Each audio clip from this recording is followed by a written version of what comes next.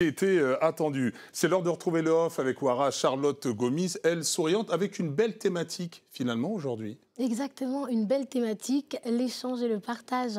Je me suis retrouvée à l'hôpital d'instruction des armées de Percy, qui se trouve en région parisienne, et qui, à l'occasion des 20 ans du nouvel hôpital, ont organisé une journée de rééducation par le sport. C'était l'occasion de sensibiliser le public aux actions de l'hôpital, qui est spécialisé dans le polytraumatisme et la prise en charge globale de grands blessés de guerre, aussi bien civils que militaires, dans la réadaptation, réinsertion et...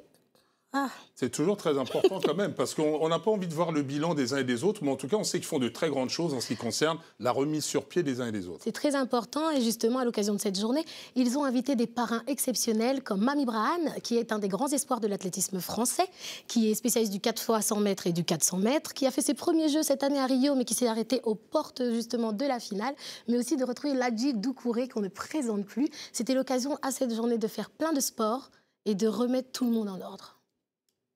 C'est parti pour le off de Wara.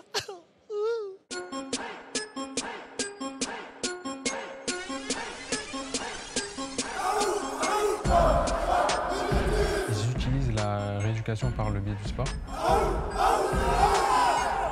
Voilà, c'est une belle initiative et aujourd'hui, c'est un plaisir d'y participer. Vous choisissez la jambe pour ceux qui sont valides que vous voulez. Pour ceux qui n'ont pas le choix, comme je l'ai montré avec monsieur, il mettra sa jambe valide dans la sangle et la prothèse à côté. Et là, vous allez faire vos pompes.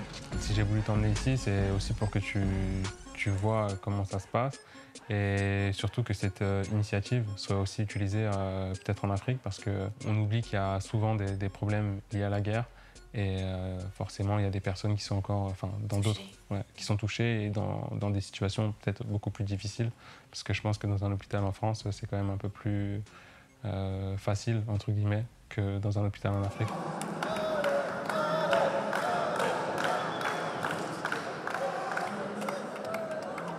Général Lepère. Repos. L'objectif de cette journée de rééducation par le sport. Alors l'objectif précis, c'était de montrer qu'effectivement par le sport, on peut aussi se reconstruire. C'est un des éléments de la rééducation, de la réadaptation et de la réinsertion. Si on vous renforce le capital musculaire restant, on vous permet de marcher plus vite, d'aller plus loin, de vous réinsérer mieux. C'est tout simple, hein.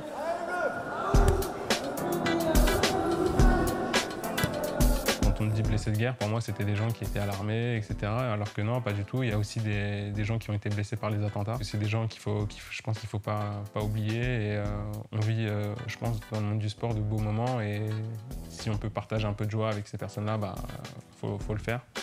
J'étais blessé, j'étais victime des attentats du 13 novembre. Et voilà, on a été suivis à Percy. Comme je disais précédemment, je suis sorti d'hospitalisation. Donc là, je suis revenu à l'invitation pour participer à cet événement et il me paraissait important d'être présent, de répondre présent. Ça nous permettait de pouvoir profiter et retrouver un peu de vie, un peu de gaieté. Je ne sais pas si vous avez remarqué derrière moi depuis tout à l'heure, mais on nous parasite. Tu veux nous raconter une blague? Non, j'ai pas forcément de blague à raconter, mais c'est à cause d'elle qu'on a perdu. Comme on dit, l'important c'est de participer. C'est une belle phrase de perdant, ça.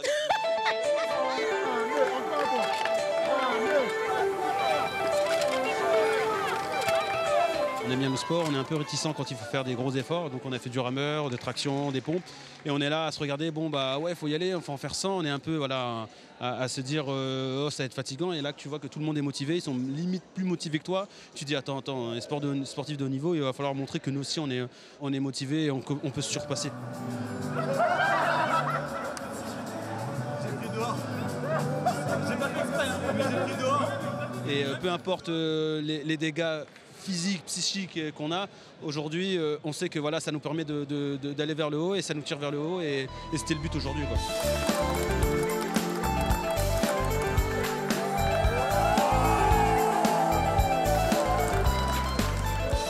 Je suis pas le sportif le plus connu, mais si ça donne aussi des idées à d'autres sportifs, de le faire, de se lancer dedans, pourquoi pas, et on sera plus fort, plus on est en nombre.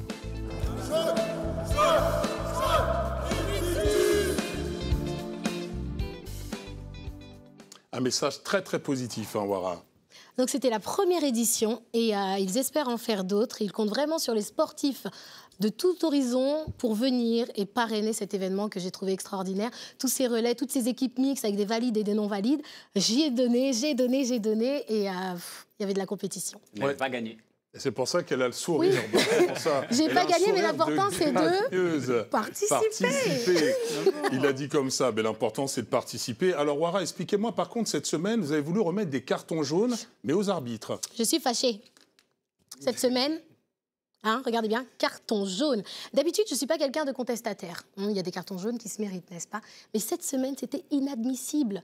Dans tous les championnats, on a laissé tomber des joueurs qui, malheureusement, pour des célébrations, et on connaît toutes les célébrations pourtant, mais il y a un joueur sierra-léonais, un attaquant sierra-léonais de New England Revolution qui, pour célébrer son 3e but, a fait, on appellerait ça plutôt un dombolo coupé, décalé, comme tu veux, un petit twerk à la maille de Saris. Ils n'ont pas été sanctionnés. Carton jaune, le pauvre. Et moi, je ne suis pas du tout d'accord. On continue justement. C'est le twerk. Ouais, un petit ralenti pour lui. On continue dans le championnat norvégien avec cette fois-ci une incompréhension totale de ma part. Puisque en plus d'avoir été agressé par un supporter, l'attaquant ghanéen de Lika Start, Denny Antwin, s'est vu infliger un carton jaune alors qu'il célébrait simplement son but face à Lillestrøm devant les tribunes adverses. D'accord. Mais si ça continue, bientôt, interdiction de sourire ou de lever les bras au ciel face au gardien. Parce que ce sera une provocation. Ouais, voilà, ça, qu'est-ce que vous en pensez? Chorégraphie, je ne sais pas si Claude Leroy et Pape Diouf la valide.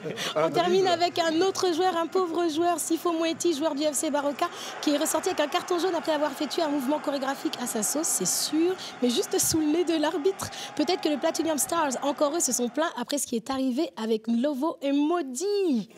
Donc moi, pour ma part, je sais qu'il est de notoriété publique de célébrer des buts et ça nous fait toujours très plaisir. Mais pourquoi est-ce qu'ils ne comprennent pas qu'il y a un lien très important entre la danse, la musique et le football africain? Mais là, il ne célébrait pas un but, là. Il chambrait l'adversaire. Mais on n'a plus le droit de chambrer. Non.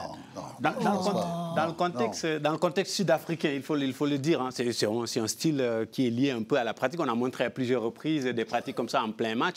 Mais il faut dire qu'aujourd'hui, les autorités du football